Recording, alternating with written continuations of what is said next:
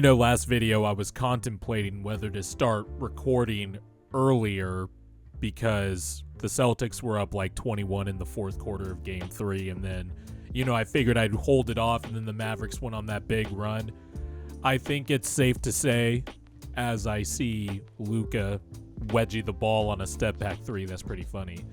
This is a 35-point lead with about 1 minute and 29 seconds left in the third quarter, and the Mavericks are going to force a Game 5 going back to Boston. And honestly, I don't know how to feel about this for the Celtics, because they were clearly the better team the first 3 games, but then they allow that run in the fourth quarter to happen, and I don't know if it carried over into this game for the Mavs, but first of all, some smart rotation decisions from Jason Kidd.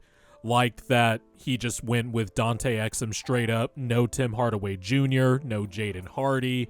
The Mavs did a really good job of keeping athletes around Luka and Kyrie at all times, or when one of them was on the bench and the other was on the court. Like at one point there was a PJ Washington, Kleba, Derek Lively, Derek Jones Jr., Luka Doncic lineup, I think, in the first quarter. So the Mavericks gave themselves a better chance to be more active defensively. They were staying in front of their man. I thought Luka and Kyrie were just way better defensively tonight.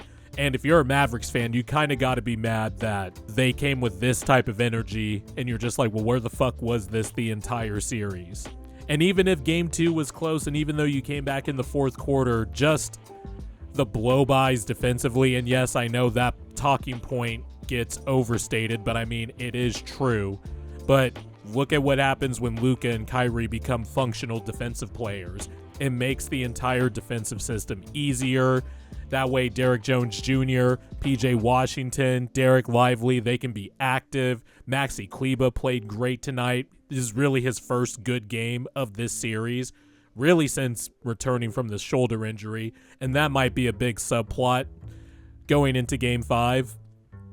But Luka, few times on Jaylen Brown drives, stood up Drew Holiday, turned over Drew Holiday quite a bit, especially in that third quarter. Defended Jason Tatum about as well as he could. Kyrie Irving on switches was really getting physical, using every ounce of his body, drew an offensive foul on Tatum. And I think another difference for the Mavericks tonight, they just played a lot faster. Like Luka would get the rebound, push it down the court, and it was either like an alley-oop dunk or getting it to Kyrie Irving, trailing. It was just a better plan of attack from the Mavericks and a better effort on the defensive end of the court, especially from their 2 best players. Like, Luka was incredible tonight. You have to give him credit, even though he didn't shoot the 3-ball well tonight. But everywhere else, he was great. He was scoring. He set the tone early defensively, and I think the Mavericks followed suit. And look, I talked about Luka in the last video. Seems like everybody's been killing Luka the last 48 hours. And I get why some of that could be a little cringeworthy and overstated. But this is what superstars are supposed to do. They're supposed to carry a burden. Sometimes it's unfair. All we just ask is a better defensive effort. And we're not saying that's the main reason the Mavericks lost. Really, it's their role players and the fact that they can't make open threes, and Luka and Kyrie are really the only 2 on the Mavericks that can dribble the ball. But still, the defense was a part of why this series is, 3-0. Well, it's going to be 3-1 now. You just had to put in a better effort defensively and getting back. I think those are all fair. We can't anoint guys as superstars and then not hold them to that standard. Like, yes, it's impossibly hard to carry an offensive burden and then, make plays defensively. But that's the breaks. You have to find a way.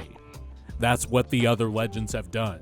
And when you're talking about the margins and you're talking about the little things that it takes to get to that next level, to be a champion and all that, we've seen a through line with all the great champions. They gave it their all every single second they were on the court. Like, these finals will be a learning experience for Luka, and I expect, the Celtics to still close this series out. But things are about to get a little bit more interesting, let me tell you, because, again, I still don't know how to feel about the fact that the Celtics are just getting the doors blown off of them. But, I mean, it was really just a pathetic effort.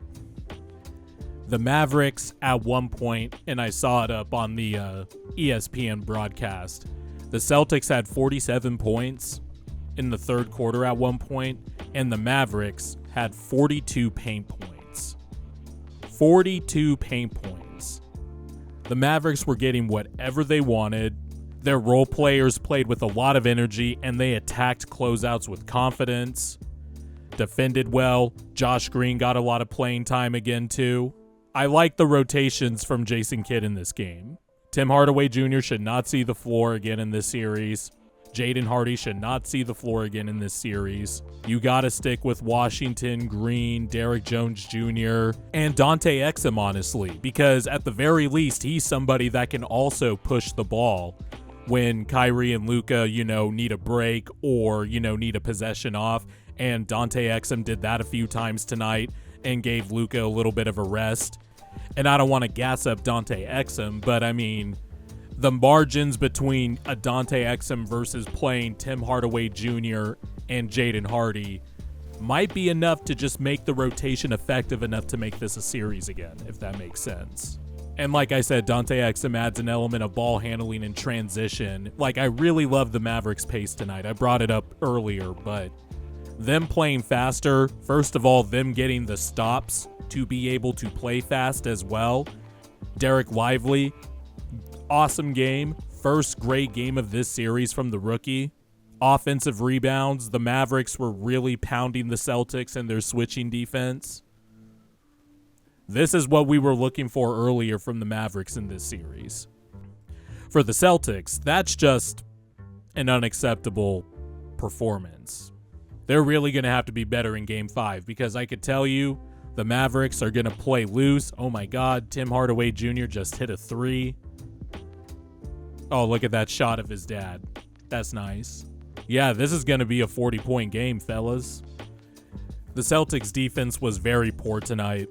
Just getting blown by. Luka Doncic getting into the paint whenever he wanted. Sam Hauser was just getting abused finally on the defensive end by Luka on some switches. Posting up. There were a few corner threes allowed in this game. And the Mavericks did make a few above the break threes. One from PJ Washington, a few from PJ Washington actually, and then Dante Exum. So the Mavericks were finally making some shots that they were getting in this series because the Celtics were really running up the numbers with the catch and shoot three-pointers. And then offensively, just poor shot selection. Couldn't make any layups. Drew Holiday missed a few bunnies. Jason Tatum did as well, even though he started off the game great. They were just bricking threes like they weren't even close, turning the ball over. It was just a nightmare for the Celtics. And look, I expect them to close it out in Game 5 because I just talked about last video how dominant this team has been, even though at times it may look a little clunky and funky. And, the offense kind of devolves a little bit when they get a big lead. They've still been dominant all year, and I expect them to close it out in Game 5. But if they don't, man, this series gets really, really interesting.